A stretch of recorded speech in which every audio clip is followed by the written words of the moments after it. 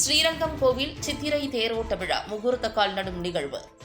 108 வைணவ தலங்களில் முதன்மையானதும் பூலோக வைகுண்டம் என அழைக்கப்படும் ஸ்ரீரங்கம் ரெங்கநாதர் கோவில் சித்திரை தேரோட்ட விழாவினை முன்னிட்டு கிழக்கு சித்திரை வீதியில் உள்ள சித்திரை தேரில் முகூர்த்த கால் நடும் விழா இன்று நடைபெற்றது. கோவில் அர்ச்சகர்கள் வேத மந்திரங்கள் முழங்க முகூர்த்த காலில் புனித நீர் தெளித்து சந்தனம் பூசி முகூர்த்த காலின் நுனியில் மாவிலை, பூமாலை உள்ளிட்ட மங்கள பொருட்கள் அணிவிக்கப்பட்டு சிறப்பு பூஜை நடைபெற்றது. அதன் பின்னர் மிதுன லக்னத்தின் முகூர்த்த காலை தேரில் கோவில் அர்ச்சகர்கள், அலுவலர்கள் மற்றும் ஊழியர்கள் நட்டனர்.